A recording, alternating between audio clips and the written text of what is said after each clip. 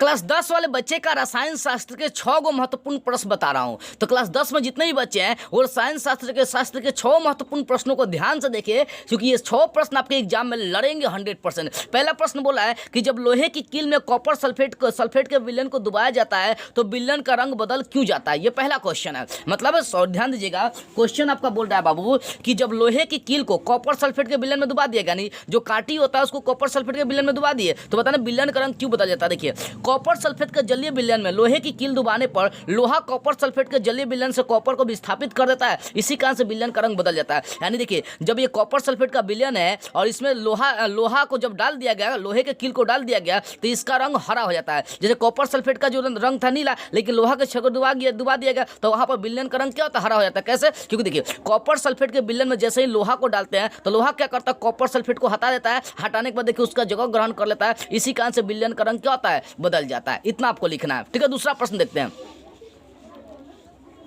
दूसरा प्रश्न है समजातीय श्रेणी क्या है, उदाहरण के साथ समझाना। और VBI प्रश्न ये केमिस्ट्री के। देखो, यौगिकों की ऐसी श्रृंखला जिसमें कार्बन श्रृंखला में स्थित हाइड्रोजन को एक ही प्रकार का प्रकार्यक समूह प्रतिस्थापित करता है, तो उसे हम लोग बोलते हैं समजातीय श्रेणी। देखो, समजातीय श्रेणी क्या होता है, तो यौगिकों का एक क्या होता है, श्रृंखला होता है, जिसमें कार्बन श्रृंखला में जो हाइड्रोजन होता है वो एक समझिए प्रकार्यात्मक समूह प्रदर्शित करता है, चाहे प्रतिस्थापित करता है, उसे हम लोग बोलते हैं समजातीय श्रेणी। जैसे देखिए, इसके 2 क्रमागत सदस्यों के बीच क्या होता है, CH2 ग्रुप का अंतर होता है। यानी समजातीय श्रेणी में अगर 2 लगातार हम लोग वहां पर क्या करते हैं, सदस्य लेकर चले, तो उनके सदस्यों का अंतर कितना हो जाए, CH2 ग्रुप का अंतर हो जाता है। यानी समजातीय श्रेणी एक कार्बन श्रृंखला का ही अंग होता है, जिसमें हाइड्रोजन होते हैं वो एक प्रकार्यात्मक समूह के रूप में प्रदर्शित करता है।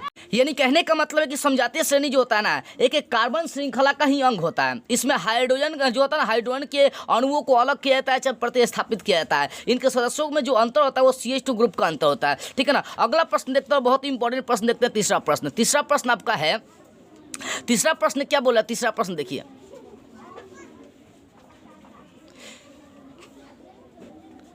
तीसरा प्रश्न है प्लास्टर ऑफ पेरिस का सूत्र लिखना है और यह जिप्सम से कैसे बनाया जाता है ये बताना है। तो प्लास्टर ऑफ पेरिस का सूत्र CaSO4 × 12H2 होता है। और देखिए, ये जब जिप्सम को 373 केल्विन तक गर्म किया जाता है तब प्लास्टर ऑफ पेरिस का निर्माण होता है। देखो, जिप्सम है CaSO4 × 2H2 जिप्सम है। जब इसको 373 केल्विन पर गर्म कर दिया गया, देखिए CaSO4 × 12H2 बन गया। यही आपका क्या होता है, प्लास्टर ऑफ पेरिस होता है, ठीक है। अगला प्रश्न देखते हैं, चौथा प्रश्न देखते हैं, बहुत इंपॉर्टेंट प्रश्न है। बोला है सोडियम को किरोसिन तेल में डुबाकर क्यों रखा जाता है। टेंशन लिखेंगे, सोडियम सक्रिय धातु है जो वायु में उपस्थित ऑक्सीजन से क्रिया करके सोडियम ऑक्साइड बनाती है तथा वायु में खुला छोड़ देने पर यह आग पकड़ लेती है। इसी कारण से इसे मिट्टी के तेल में डुबाकर रखी जाती है। सोडियम को किरोसिन तेल में डुबाकर क्यों रखी जाती है, ताकि वायु से संपर्क करके इसमें आग नहीं लग सके, ठीक है ना। अगला प्रश्न देखते हैं, पांचवा प्रश्न देखते हैं।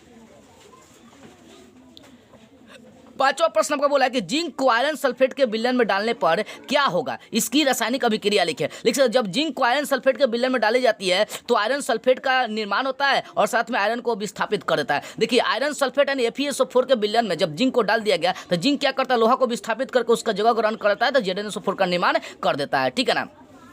मतलब जिंक को आयरन सल्फेट के विलयन में डाल देंगे तो जिंक क्या करेगा, आयरन सल्फेट के घोल से आयरन को विस्थापित कर देगा। यानी जिंक जो है ना, यहाँ पर आयरन को विस्थापित करके उसका स्थान ग्रहण कर लेता है, ठीक है। अगला प्रश्न देखिए, और ये छठा प्रश्न आपका है, साबुन और अपमार्जक में अंतर स्पष्ट करें। क्लास 10 वाले बच्चे केमिस्ट्री का ध्यान देंगे, साबुन और अपमार्जक में अंतर स्पष्ट करें। तो लिख सकते हैं एक और साबुन, एक और अपमार्जक। साबुन में लिखेंगे, यह बोल सकते हैं बायोडिग्रेडेबल होते हैं, जबकि यह बायोडिग्रेडेबल नहीं होते हैं, ठीक है ना। दूसरा लिख सकते हैं, यह मृदु जल में सफाई के लिए उपयुक्त होता है, यह मृदु एवं कठोर दोनों जल के लिए सफाई होता है अपमार्जक। इसमें निर्बल शोधन की क्रिया होती है, इसमें प्रबल शोधन की क्रिया होती है। तो इस तरह से मैंने आप लोगों का 6 गो केमिस्ट्री का इंपॉर्टेंट प्रश्न करा दिया। इसलिए क्लास 10 वाले जितने भी बच्चे हैं, ये सारे इंपॉर्टेंट प्रश्नों का रिवीजन बढ़िया से जाकर एक बार नोट्स लेकर कर ले, ताकि एग्जाम में आपका एक भी प्रश्न नहीं छूटे, ठीक है। एक भी प्रश्न एग्जाम में नहीं छूटनी चाहिए। और याद रखिए, 6 प्रश्न इतने इंपॉर्टेंट है कि आपके एग्जाम में सारे प्रश्न लड़ जाएंगे। इसलिए इस वीडियो को सभी बच्चों के पास शेयर कर दीजिए।